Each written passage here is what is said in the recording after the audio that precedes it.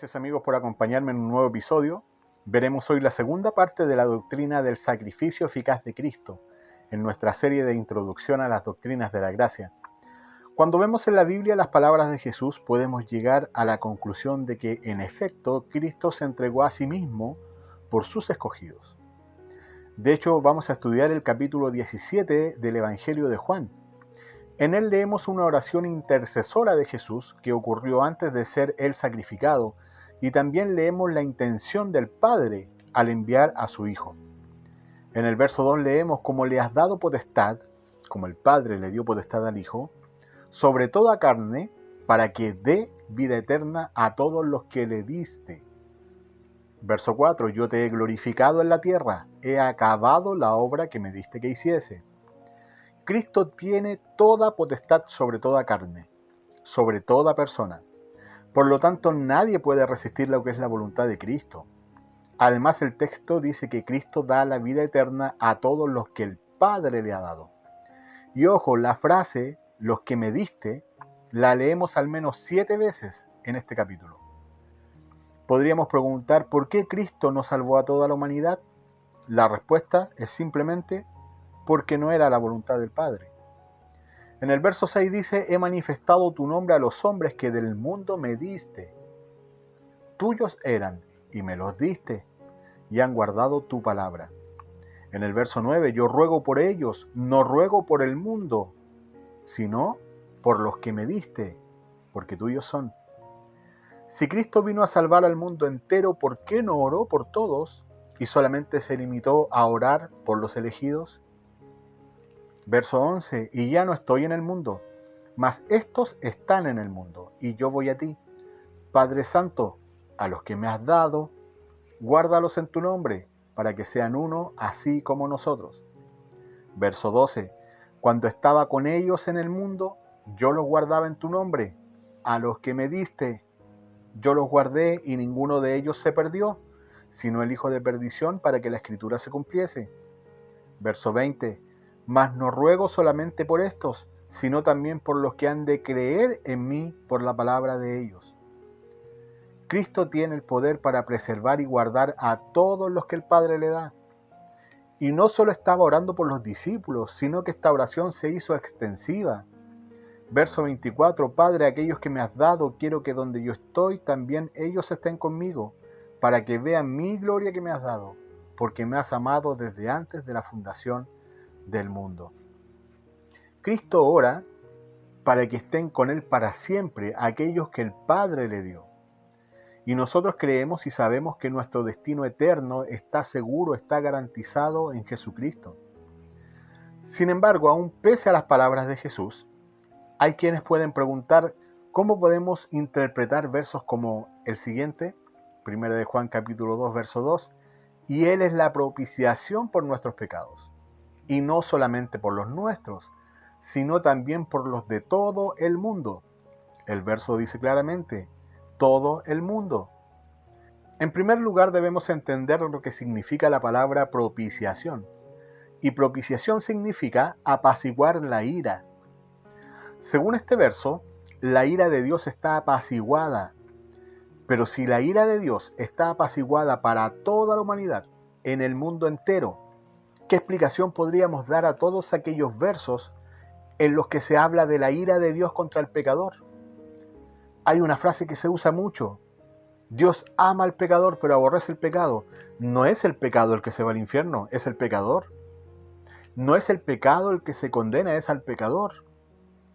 Por lo tanto, ¿qué hay de los versos que hablan de la ira de Dios sobre el pecador? Si decimos que la ira está apaciguada, ¿qué pasa con esos versos? ¿Qué explicación podríamos dar de la ira de Dios que se derramará sobre el mundo en el tiempo final? ¿Sobre aquellos que irán a condenación? ¿Sobre aquellos que han muerto sin Cristo? ¿Se apaciguó la ira sobre ellos? Por supuesto que no. Debemos entender entonces que el sacrificio de Cristo no apaciguó la ira de Dios hacia todo el mundo, pues si así fuera, nadie sería condenado. Veamos otro texto donde aparece la palabra propiciación. El apóstol Pablo a los Romanos capítulo 3, verso 21 al 25.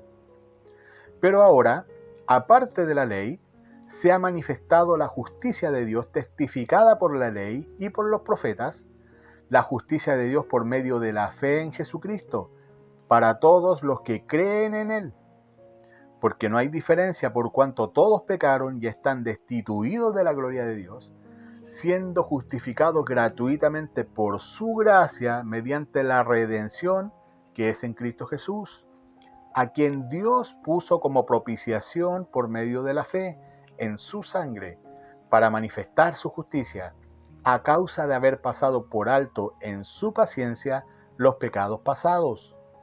La palabra propiciación se usa en este pasaje para mostrar que la ira de Dios está apaciguada solamente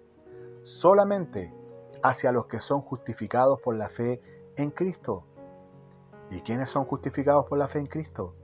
Aquellos que han sido escogidos por el Padre y que el Padre se los dio al Hijo y que el Hijo murió por ellos e intercedió por ellos.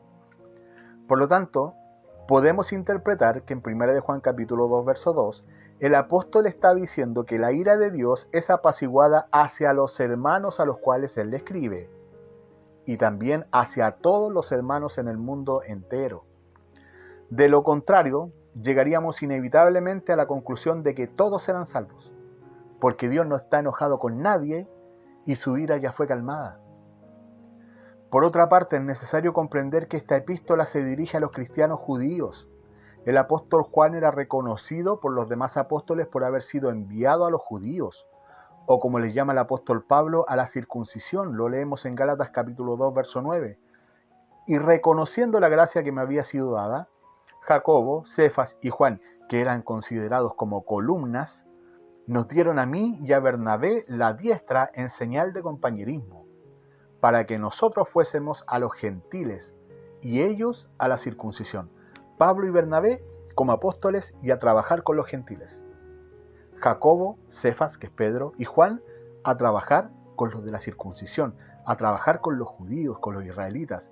Es por esto que en la carta de Juan encontramos versos como este, en 1 de Juan capítulo 2, verso 7, unos pocos versículos más abajo del que leímos como principal, de Juan 2, verso 2. Hermanos, no os escribo mandamiento nuevo, sino el mandamiento antiguo que habéis tenido desde el principio. Este mandamiento antiguo es la palabra que habéis oído desde el principio. ¿Solo los judíos tenían los mandamientos de Dios? No los gentiles. Vemos en la Biblia algunos casos donde los cristianos judíos del primer siglo tendían a olvidar que los creyentes gentiles eran aceptados en Cristo igual que ellos. Se sentían superiores debido a su linaje, debido a su ascendencia. Debían estar siendo recordados de que Cristo también murió por los hermanos esparcidos por el mundo entero, igual como por los creyentes judíos. Y es probable que esta sea la intención de Juan acá al decirles, recuerden, no es solamente la propiciación para nosotros los judíos que hemos creído, sino también es la propiciación para nuestros hermanos que están alrededor del mundo. Y esto mismo debiera ser motivo de gozo para nosotros hoy. Saber que la salvación alcanzó a la gente de distinta raza, de distinto pueblo, lengua, tribu, nación.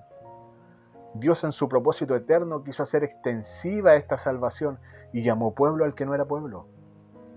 Y en ese grupo entramos cada uno de nosotros, no siendo de un linaje distinguido según la carne, sino hijos de la promesa según un linaje espiritual en Cristo.